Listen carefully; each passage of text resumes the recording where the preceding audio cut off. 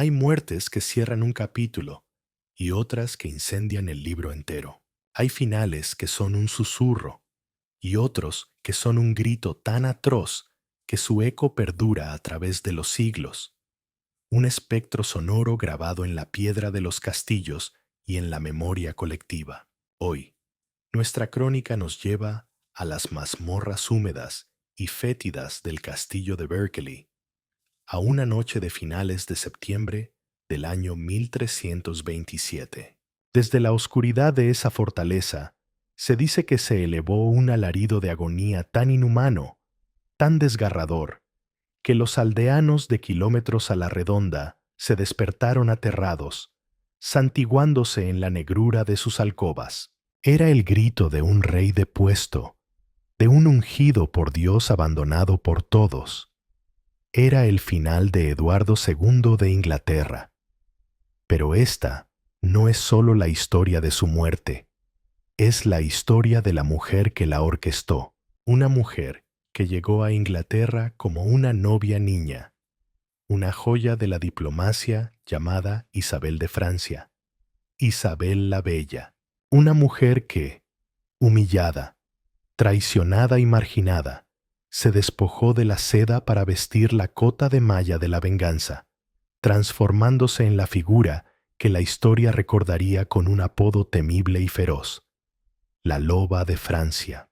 Esta es la crónica de cómo el amor, o su ausencia, puede convertirse en el más letal de los venenos. Es la disección de una reina consorte que se atrevió a hacer lo impensable: levantar un ejército contra su propio esposo y rey, derrocarlo y, según cuenta la leyenda más oscura y persistente, autorizar su asesinato de una forma tan sádica y simbólica que aún hoy nos hiela la sangre. ¿Cómo se forja un monstruo? ¿O acaso la loba no fue un monstruo, sino una víctima que aprendió a devolver los golpes con una ferocidad mayor?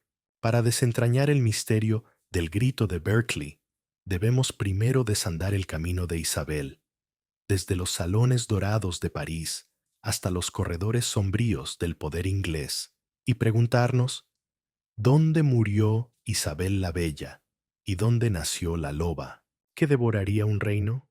Para comprender la tormenta que fue Isabel de Francia, primero debemos entender el gélido crisol en el que fue forjada.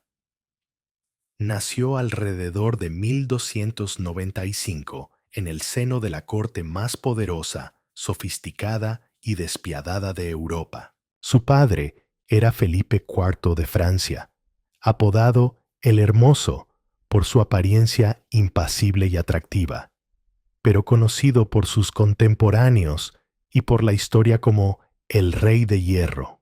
El París de Felipe IV no era un lugar de frivolidad cortés. Era el centro neurálgico de un Estado moderno y absolutista en ciernes, una máquina burocrática implacable, donde el poder del monarca era sagrado e incuestionable. Isabel creció observando a un padre que no dudó en humillar al papado, en expulsar a los judíos para confiscar sus bienes y, en el acto más infame de su reinado, en orquestar la aniquilación total de la Orden de los Caballeros Templarios. Desde niña, Isabel aprendió una lección fundamental: el poder no se pide, se toma. La piedad es una debilidad y la ley es una herramienta al servicio de la corona. Su educación fue exquisita. Aprendió a leer y escribir, algo no garantizado ni siquiera para las princesas de la época, y desarrolló un amor por los libros, el arte y la belleza. Pero su verdadera educación fue política. Observó las intrigas, las alianzas, las traiciones. Comprendió el valor de un matrimonio como un arma de Estado. Y desde muy joven, su destino estaba sellado: sería la esposa del futuro rey de Inglaterra. una pieza clave para sellar una paz precaria entre dos reinos históricamente enemigos. Del otro lado del canal, el contexto no podía ser más diferente. Su prometido, el príncipe Eduardo de Caernarfon, era el hijo del temible Eduardo I Longshanks, el martillo de los escoceses. Longshanks era la encarnación del ideal del rey guerrero medieval. Alto, imponente, un estratega brutal y un líder carismático. Todo lo que su hijo no era. El joven Eduardo era físicamente atractivo, pero sus intereses eran una afrenta para la belicosa nobleza inglesa. En lugar de justas y cacerías, disfrutaba de la música, el teatro y, para escándalo de los varones, de actividades manuales consideradas impropias de un rey, como la albañilería, la excavación de zanjas o la navegación. No era un guerrero, sino un esteta, y su carácter era propenso a los afectos intensos y exclusivos, una cualidad peligrosa en un monarca que debía distribuir su favor con astucia, y su afecto más intenso, una obsesión que definiría su reinado y sellaría su destino, estaba depositado en un solo hombre, Piers Gaveston. Gaveston era un caballero gascón de cuna modesta, pero de ingenio afilado, arrogante y deslumbrantemente carismático.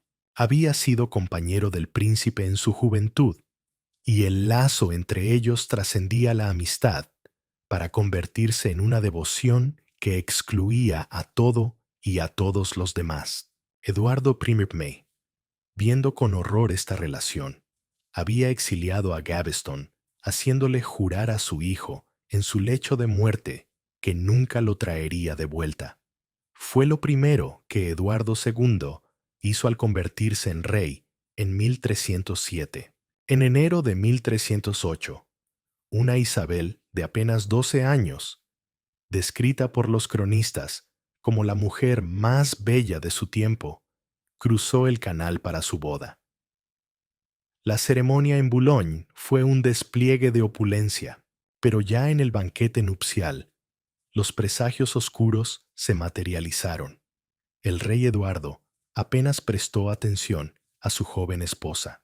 Sus ojos, sus palabras, sus regalos estaban todos dirigidos a Piers Gaveston, a quien había nombrado conde de Cornualles y había sentado en el lugar de honor. Los tapices del banquete mostraban las armas de Inglaterra y las de Gaveston, pero no las de la nueva reina de Francia. Para Isabel, educada en una corte donde la simbología y el protocolo lo eran todo, la humillación fue pública y profunda. Sus tíos, que la habían acompañado desde Francia, se marcharon ofendidos. La niña, sola en una corte extraña, con un idioma que apenas dominaba, se encontró no como la primera dama del reino, sino como la segunda, eclipsada por el favorito de su esposo. Al principio, su reacción parece haber sido de confusión y una estoica determinación de cumplir con su deber. Intentó mediar entre su marido y los varones, que odiaban a Gaveston con una furia visceral, no solo por su influencia sobre el rey, sino por su arrogancia y los apodos insultantes con los que se burlaba de ellos. Pero el rey era sordo a cualquier crítica. Su mundo giraba en torno a Gaveston. Y para Isabel, la soledad de la corona comenzó a sentirse como el frío de una celda. Había sido entregada como prenda de paz entre dos naciones, pero en su propio matrimonio encontraría algo más que una guerra silenciosa por el afecto y la atención de un rey que parecía incapaz de amarla como a una esposa. El trono de Inglaterra, que debía ser su apoteosis, se estaba convirtiendo en un escenario de su marginación, un pedestal de vergüenza. La semilla del resentimiento, plantada en su misma noche de bodas, había comenzado a germinar en la oscuridad. La primera década del reinado de Eduardo II fue una espiral descendente impulsada por un solo nombre: Piers Gaveston. La obsesión del rey por su favorito no era un simple capricho, era el eje sobre el que giraba toda la política del reino, y cada giro agrietaba un poco más los cimientos de su autoridad. Para los grandes varones de Inglaterra, hombres como el poderoso y adusto Thomas, conde de Lancaster, primo del rey y el magnate más rico del país, la situación era intolerable. No se trataba solo de celos. Gaveston, en su arrogancia, monopolizaba el patronazgo real, desviando títulos, tierras y riquezas que tradicionalmente se distribuían entre la alta nobleza para asegurar su lealtad. Se burlaba de ellos en público, llamando a Lancaster el violinista y al conde de Warwick el perro negro de Arden. Este desprecio, sumado a su acaparamiento del poder, unió a la aristocracia en una oposición férrea. La reina Isabel, atrapada en medio, jugó sus cartas con una prudencia asombrosa para su edad. Inicialmente, intentó construir un puente. Escribió cartas a su padre, Felipe IV, asegurándole que, a pesar de las dificultades, mantenía una buena relación con su esposo.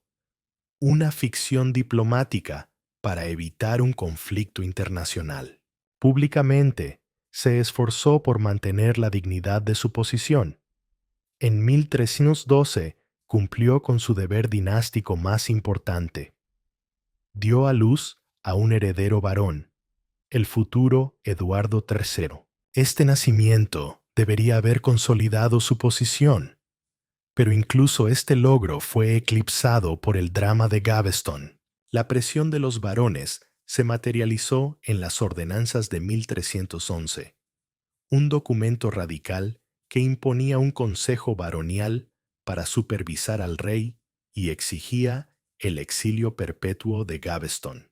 Eduardo II, bajo una inmensa presión, aceptó a regañadientes, pero apenas unos meses después, rompió su juramento y trajo a su favorito de vuelta. Fue la gota que colmó el vaso. Los varones, liderados por Lancaster y Warwick, tomaron las armas.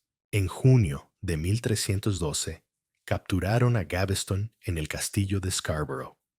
A pesar de la promesa de un juicio justo, Guy de Beauchamp, el conde de Warwick, a quien Gaveston había apodado el perro negro, se apoderó de él. Mientras él viva, no habrá lugar seguro en el reino de Inglaterra, se dice que declaró Warwick. Gaveston fue llevado al castillo de Warwick y tras un juicio sumario fue ejecutado en Blacklow Hill. Su muerte fue un asesinato extrajudicial, un acto de rebelión, pero para los varones era una cirugía necesaria para salvar al reino. Para el rey Eduardo fue una herida de la que nunca se recuperaría. El asesinato de su amado lo llenó de un odio frío y una sed de venganza que envenenarían el resto de su reinado. Paradójicamente, la muerte de Gaveston abrió una ventana de oportunidad para Isabel. Durante un tiempo, la relación entre el rey y la reina mejoró notablemente. Sin la sombra de Gaveston, Eduardo pareció volcar parte de su afecto en su esposa. Tuvieron más hijos, y los registros de la corte muestran un aumento en los regalos y atenciones del rey hacia ella. Isabel comenzó a ejercer una influencia política real, actuando como mediadora y consejera. Parecía que la loba nunca necesitaría despertar. Pero la naturaleza de Eduardo II era buscar un pilar en el que apoyarse, un favorito en quien delegar el tedio del gobierno y volcar su afecto. y pronto encontró reemplazos. Primero fue Roger Damory, pero el verdadero poder en la sombra, la figura que haría que los varones añoraran los días de Gaveston, fue una dupla siniestra, Hugo Despenser el Viejo, y sobre todo, su hijo, Hugo Despenser el Joven. Los Despenser eran diferentes a Gaveston. No poseían su encanto despreocupado, sino una ambición rapaz y una astucia cruel. Hugo el Joven se convirtió en el nuevo chambelán del rey, y rápidamente en mucho más. A diferencia de Gaveston, que estaba interesado principalmente en la gloria y el afecto del rey, los Despenser estaban obsesionados con el poder tangible, la tierra y el dinero. Iniciaron un régimen de terror y avaricia, utilizando su posición para confiscar propiedades, manipular la justicia y amasar una fortuna colosal a expensas de todos los demás. Para Isabel, el ascenso de los Despenser fue un desastre. Hugo el Joven era particularmente hostil hacia ella. Veía a la reina como una rival por la influencia sobre el rey y se dedicó a socavar su posición de manera sistemática. Le retiró personal de su casa, confiscó algunas de sus tierras y la humilló repetidamente. La relación entre Eduardo e Isabel, que había florecido brevemente, se marchitó bajo la influencia venenosa del nuevo favorito. El rey, una vez más, era ciego y sordo a las quejas, defendiendo a los Despenser contra todo y contra todos, incluida su propia esposa. La ruptura definitiva, el momento en que la humillación se convirtió en una herida mortal para el orgullo de Isabel, ocurrió en 1321.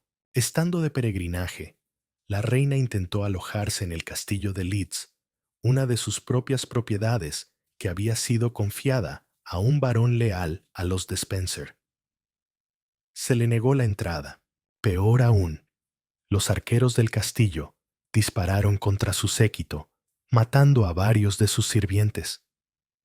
Fue una afrenta pública e inaudita a la reina de Inglaterra. Isabel, furiosa, acudió a su marido, esperando justicia, pero Eduardo, influenciado por los Despenser, se puso del lado de los atacantes y la reprendió a ella. En ese instante, algo se rompió para siempre. La esposa leal, la mediadora paciente, la madre de sus hijos, murió. En su lugar, comenzó a tomar forma una mujer fría, calculadora y consumida por un deseo de venganza. Los Despenser habían cometido un error fatal. No se habían limitado a ofender a los varones. Habían convertido a la reina de Inglaterra en su enemiga mortal. Y esta enemiga, a diferencia de los torpes y brutales varones, poseía la inteligencia, la paciencia y la legitimidad de la sangre real para orquestar una caída mucho más sofisticada y definitiva. La espiral descendente se aceleraba y ahora era la propia reina quien, en secreto, comenzaba a empujarla. El régimen de los Despenser alcanzó su apogeo de poder tras la batalla de Boroughbridge en 1322, donde las fuerzas del rey aplastaron una rebelión baronial. Thomas de Lancaster, el viejo enemigo de Eduardo, fue capturado y ejecutado de forma humillante.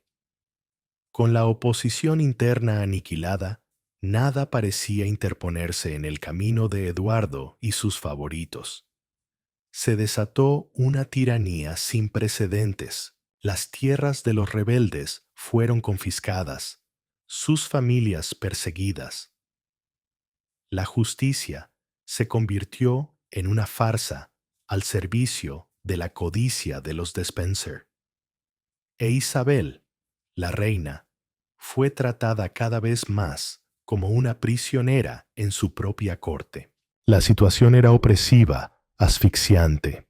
A Isabel Se le confiscaron sus propiedades restantes en Inglaterra. Se le redujo drásticamente su asignación económica y se le apartó de sus propios hijos, cuyo cuidado fue puesto en manos de los leales a los de Spencer. Era una prisionera de oro, vigilada constantemente, sus cartas interceptadas, sus movimientos restringidos. La humillación era total y deliberada. Hugo de Spencer, el joven, quería asegurarse de que la reina no tuviera ninguna base de poder, ninguna capacidad para conspirar, pero al aislarla, al despojarla de todo, cometió un error psicológico fundamental. La liberó de cualquier lealtad que pudiera quedarle. Una reina con poder y estatus tiene algo que perder. Una reina que no tiene nada más que su título y su sed de venganza es la criatura más peligrosa de todas. El deterioro de su situación personal reflejaba el deterioro del reino. La guerra con Escocia iba de mal en peor, culminando en una desastrosa derrota inglesa en la batalla de Old Byland. La economía se tambaleaba bajo la mala gestión y la corrupción. El descontento popular crecía, alimentado por la hambruna y los impuestos agobiantes. Inglaterra era un polvorín, y la mano que sostenía la antorcha se encontraba, irónicamente, en el exilio. En París, un grupo creciente de nobles ingleses descontentos se había reunido, esperando una oportunidad. Entre ellos se encontraba una figura clave, Roger Mortimer de Wigmore. Mortimer era todo lo que Eduardo II no era, un poderoso y experimentado varón de las Marcas de Gales, un guerrero formidable, astuto y absolutamente despiadado.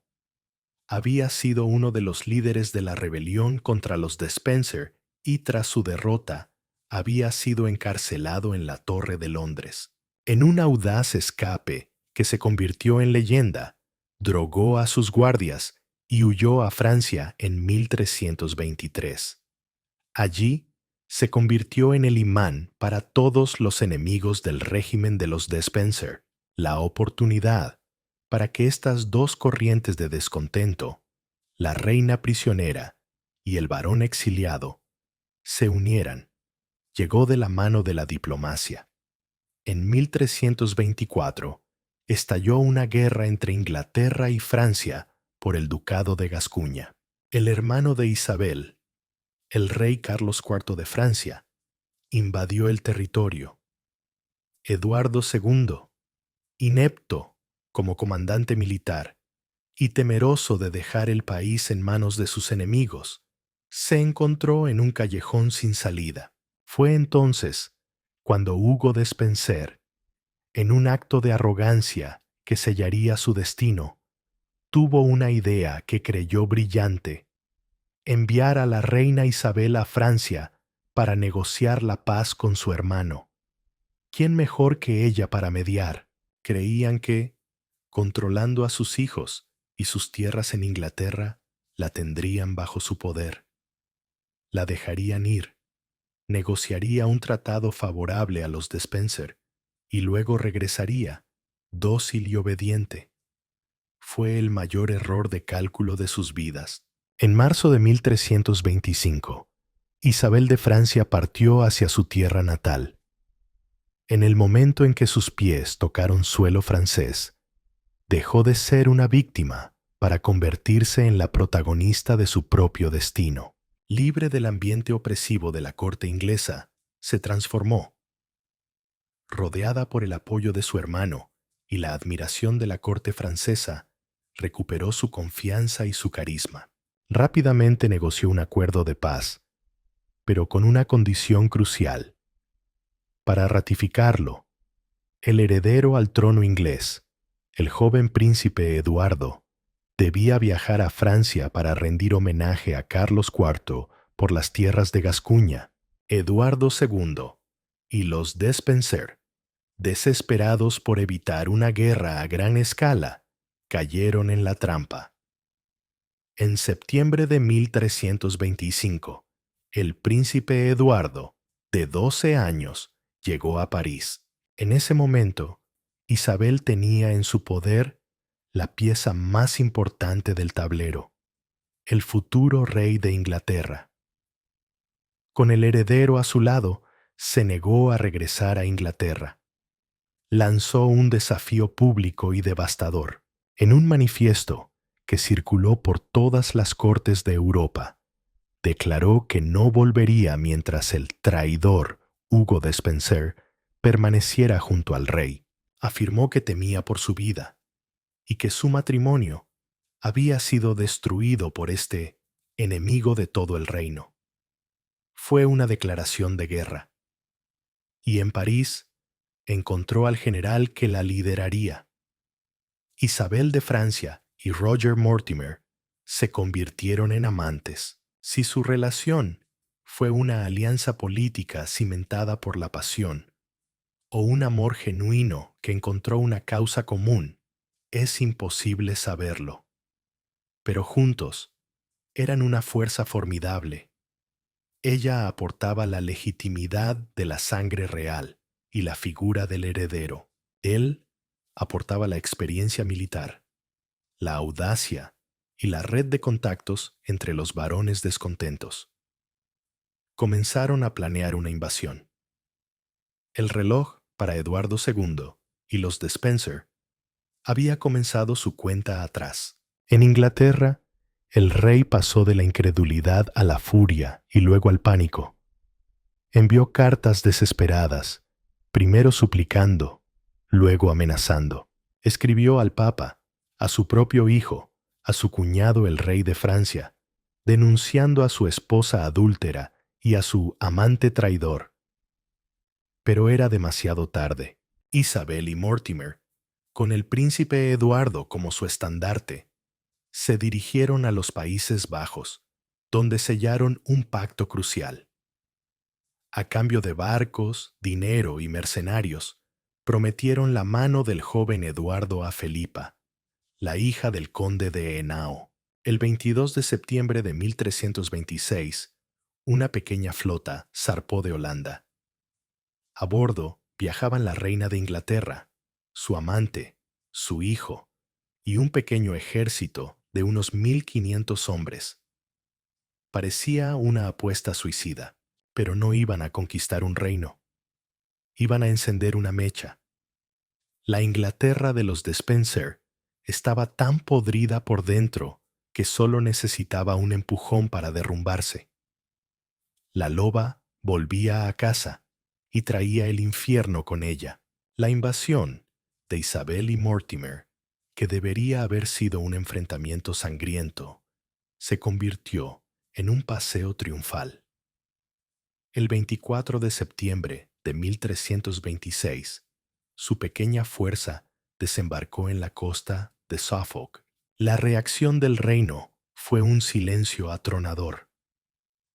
Nadie se movilizó para defender al rey. El régimen de los de Spencer, construido sobre el miedo y la codicia, se descubrió hueco, sin un solo amigo leal, dispuesto a luchar por él. Nobles que habían sufrido sus expropiaciones, clérigos ofendidos por su arrogancia y el pueblo llano, harto de la miseria, vieron a Isabel no como una invasora, sino como una libertadora. Henry de Lancaster, hermano del ejecutado Thomas, se unió inmediatamente a su causa con sus ejércitos. Otros varones siguieron su ejemplo. La autoridad del rey Eduardo II se desvaneció como el humo. Al enterarse del desembarco, el pánico se apoderó de la corte en Londres. Eduardo y los de Spencer huyeron de la ciudad, que inmediatamente se declaró a favor de la reina.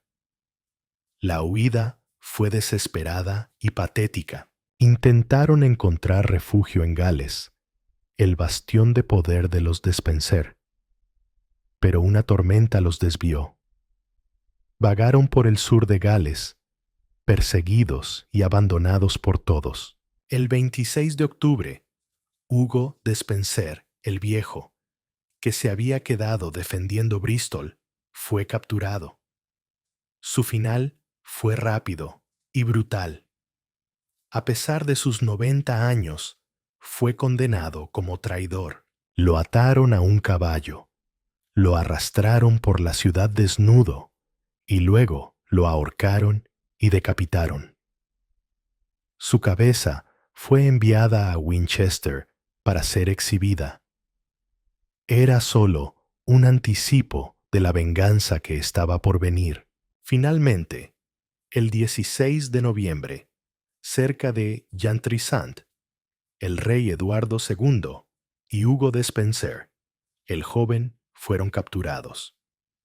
El rey depuesto fue llevado prisionero al castillo de Kenilworth, bajo la custodia de Henry de Lancaster. El destino de Hugo Despenser el joven fue el clímax de la brutalidad vengativa de la época. Fue llevado a Hereford, donde Roger Mortimer presidió su juicio. La sentencia fue diseñada para infligir el máximo dolor y humillación. Fue arrastrado por las calles, colgado de una horca de 50 pies, pero descolgado antes de morir. Luego, aún consciente, fue atado a una escalera a la vista de la multitud.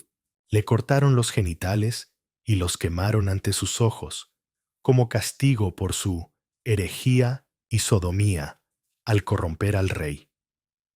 Después, le abrieron el vientre y le arrancaron las entrañas, que también fueron arrojadas al fuego. Finalmente, fue decapitado y su cuerpo desmembrado en 4 partes.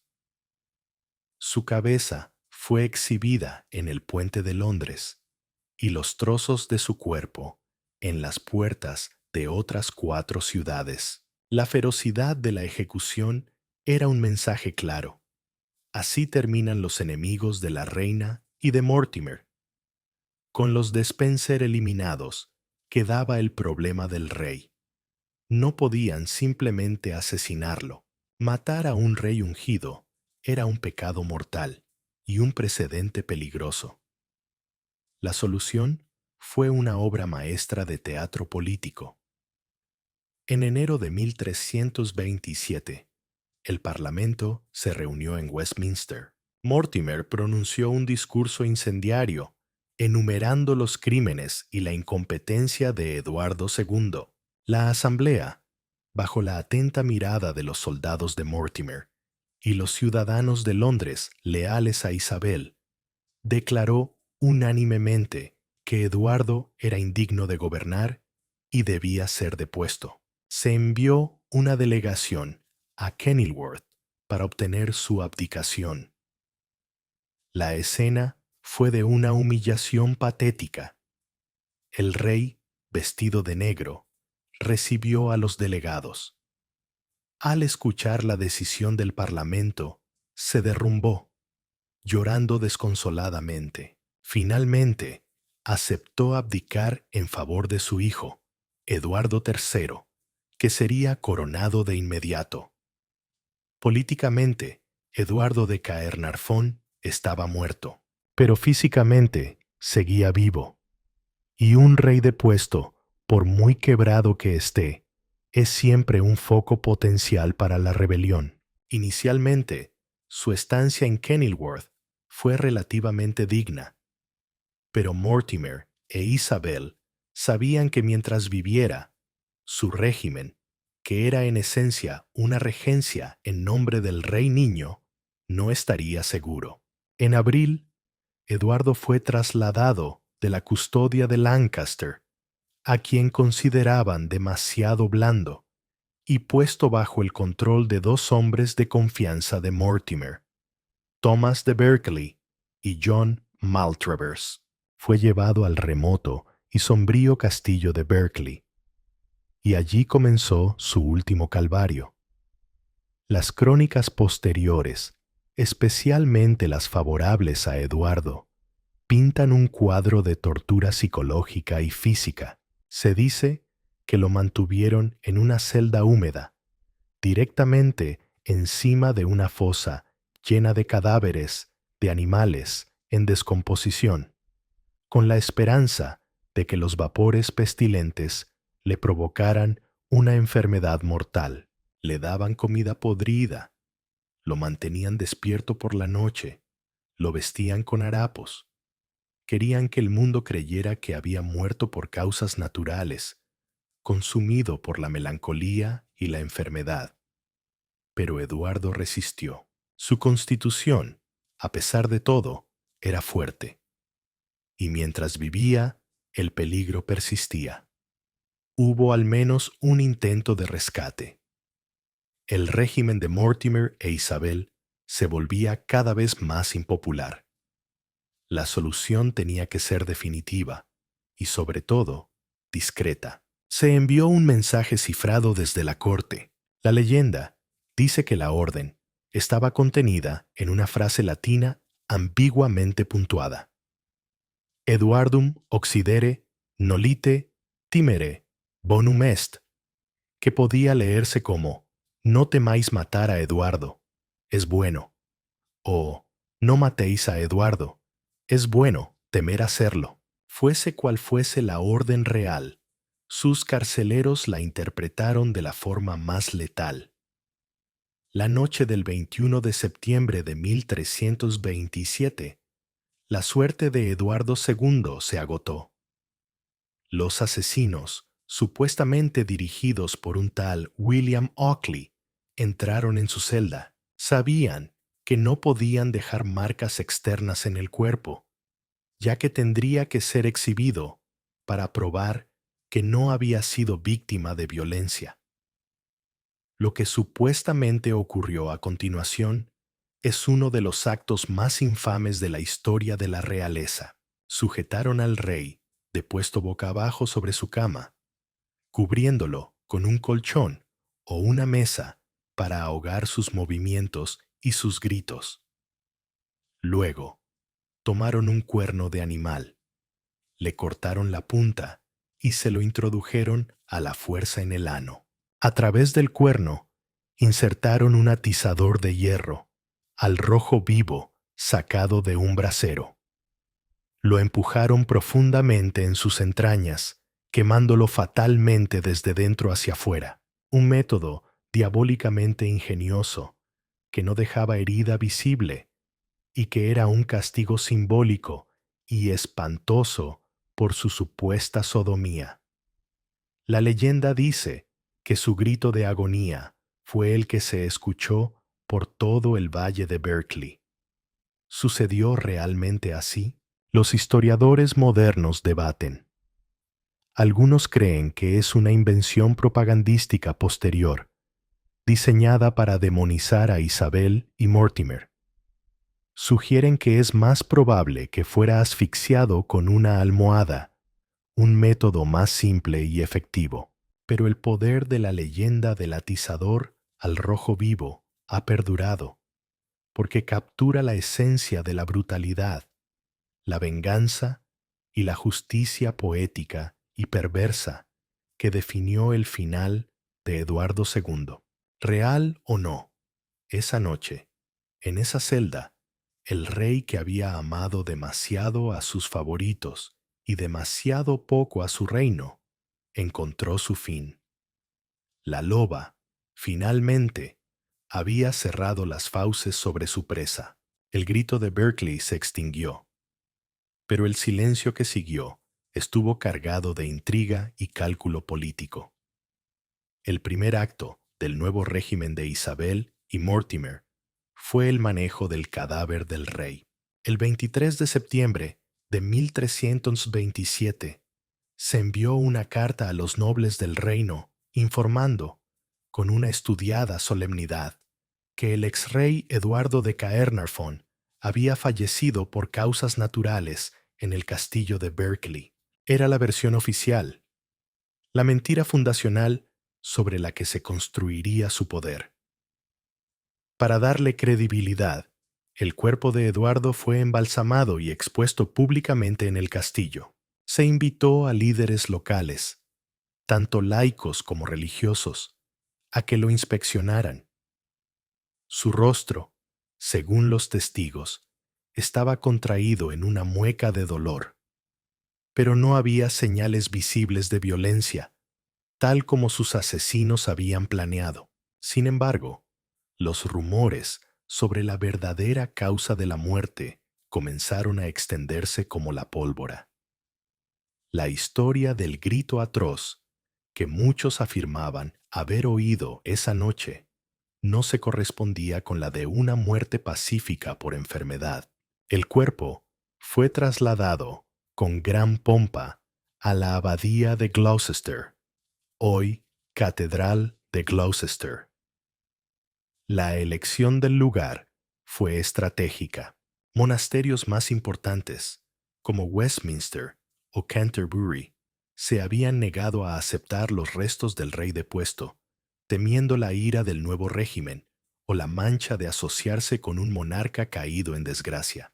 Los monjes de Gloucester, en cambio, aceptaron el cuerpo, quizás viendo una oportunidad para convertir la tumba en un lucrativo centro de peregrinación.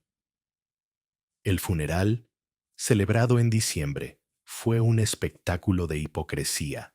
El joven rey Eduardo III, de 15 años, presidió el luto por el padre, cuya deposición había permitido. Isabel, vestida con el más suntuoso luto, representó el papel de la viuda afligida. Se gastaron enormes sumas en el catafalco, las velas y las misas. Todo ello un esfuerzo para proyectar una imagen de piedad y legitimidad y para ahogar los susurros de regicidio. Durante un breve periodo, pareció funcionar. Isabel y Roger Mortimer gobernaron Inglaterra como regentes de facto, consolidando su poder.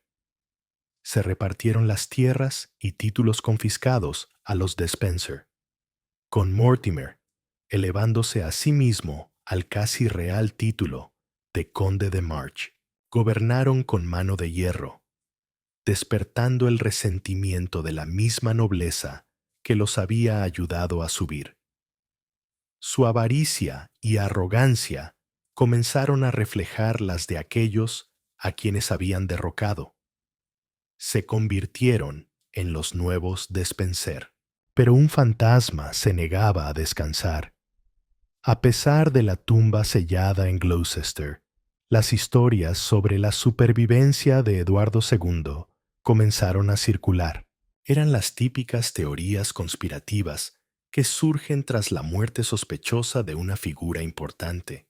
Se decía que otra persona había sido asesinada en su lugar y que el verdadero Eduardo había escapado y vivía en el exilio, quizás en un monasterio en Italia. Estas historias, aunque probablemente falsas, eran políticamente peligrosas, ya que ofrecían un estandarte a los enemigos de Mortimer e Isabel.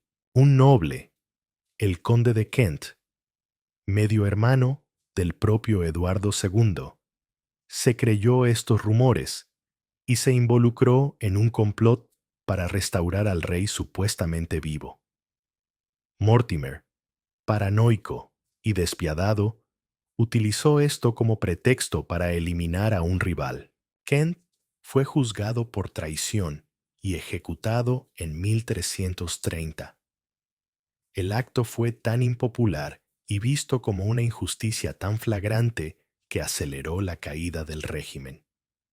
Mientras todo esto sucedía, el joven rey Eduardo III crecía y observaba.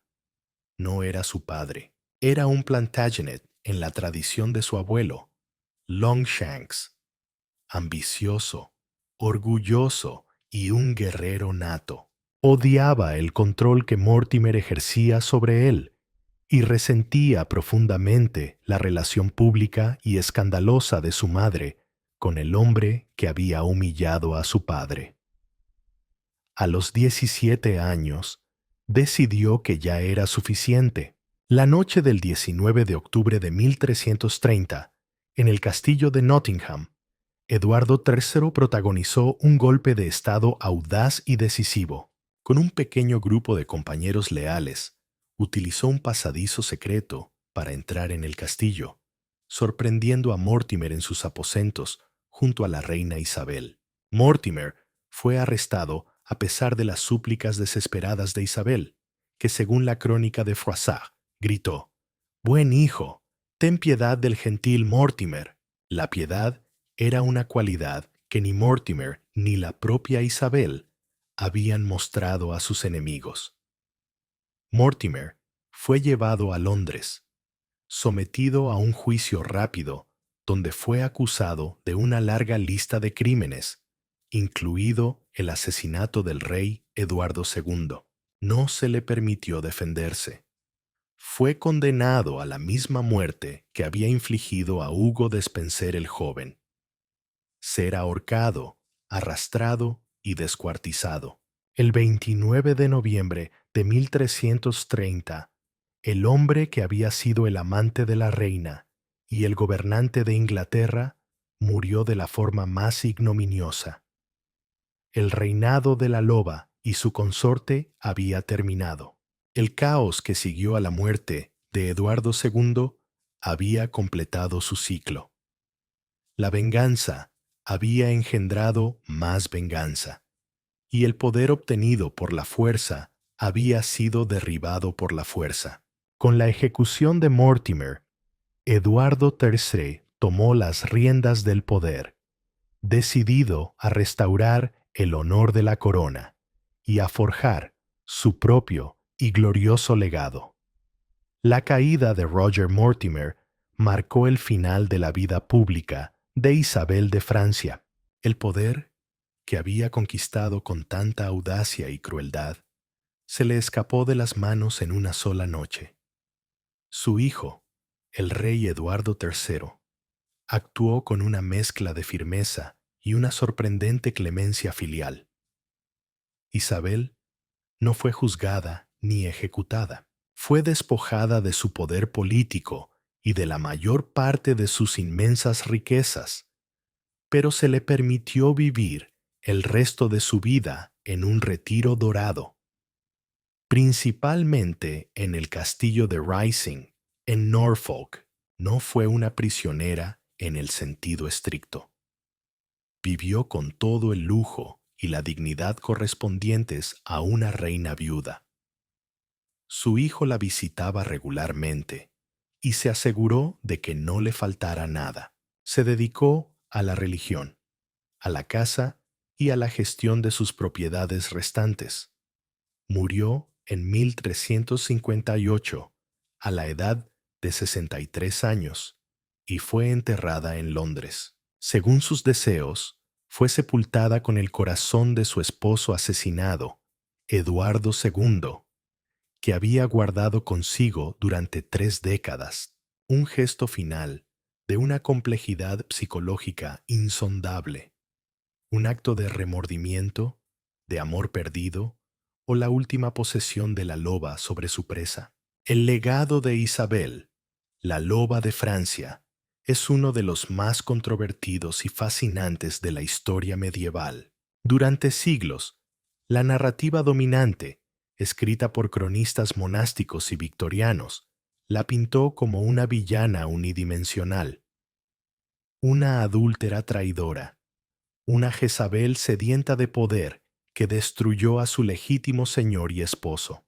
El apodo de loba, acuñado por el poeta Thomas Gray en el siglo XVIII, encapsuló esta imagen de ferocidad antinatural y monstruosidad femenina.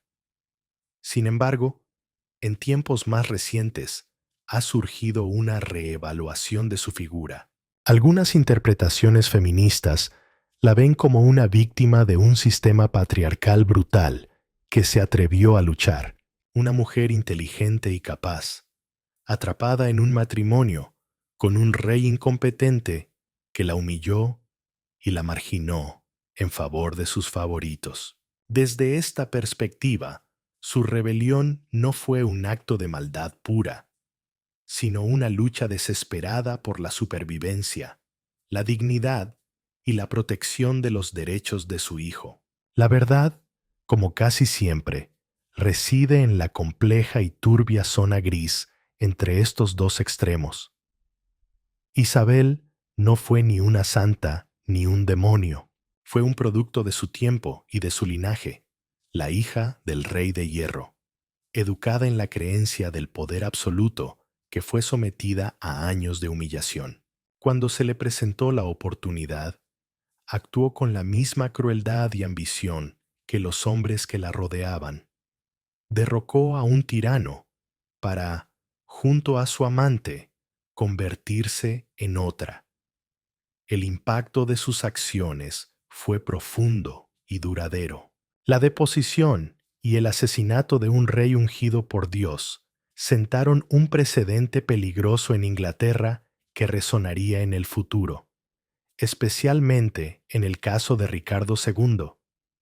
Pero quizás su legado más significativo fue involuntario. Al llevar a su hijo a Francia y utilizar su linaje capeto para legitimar su causa, reforzó los lazos dinásticos del joven Eduardo III con la corona francesa.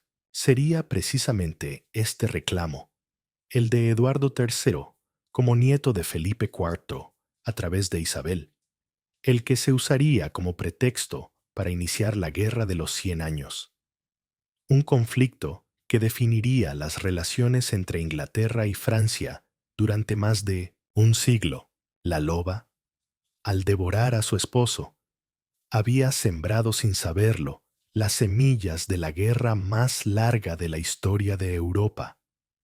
Y así, la historia de Isabel y Eduardo nos deja con una reflexión final sobre la naturaleza del poder y la venganza.